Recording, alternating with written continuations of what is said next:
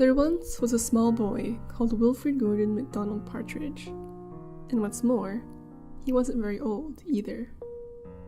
His house was next door to an old people's home, and he knew all the people who lived there. He liked Mrs. Jordan, who played the organ. He listened to Mr. Hosking, who told him scary stories. He played with Mr. Tippett, who was crazy about cricket.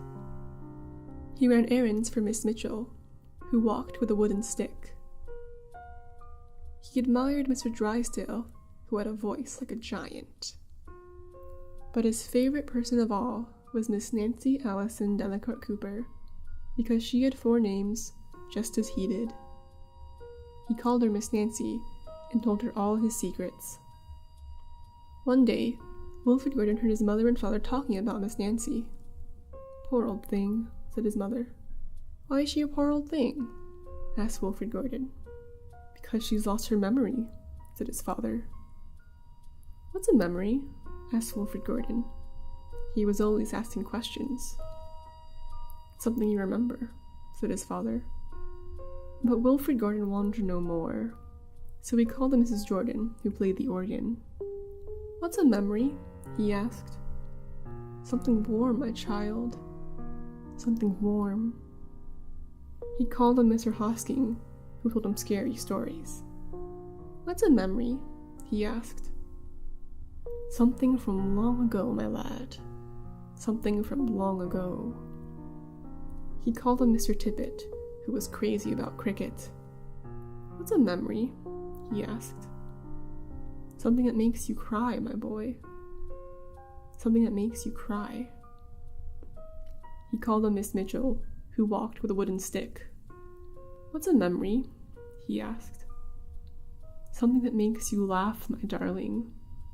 Something that makes you laugh." He called on Mr. Drysdale, who had a voice like a giant. "What's a memory?" he asked. "Something as precious as gold, young man. Something as precious as gold." So Wilfrid Gordon went home again to look for memories for Miss Nancy, because she had lost her own. He looked for the shoebox of shells he had found long ago last summer, and put them gently in a basket. He found the puppet on strings, which always made everyone laugh, and he put that in the basket too. He remembered with sadness the medal which his grandfather had given him, and he placed it gently next to the shells. Next he found his football, which was as precious as gold. And last of all, on his way to Miss Nancy's, he went into the hen house and took a fresh, warm egg from under a hen. Then Wilfrid Gordon called on Miss Nancy and gave her each thing one by one. "What a strange, dear child to bring all these wonderful things," thought Miss Nancy. And then she started to remember. She held the warm egg and told Wilfrid Gordon about the tiny speckled blue eggs she had once found in a bird's nest in her aunt's garden. She put a shell to her ear, and remembered going to the beach by tram long ago, and how hot she'd felt in her button-up boots.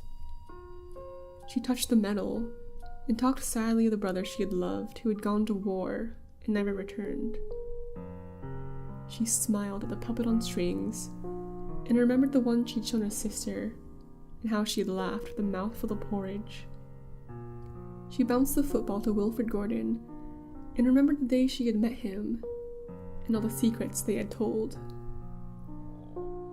And the two of them smiled and smiled, because Miss Nancy's memory had been found again by a small boy who wasn't very old either.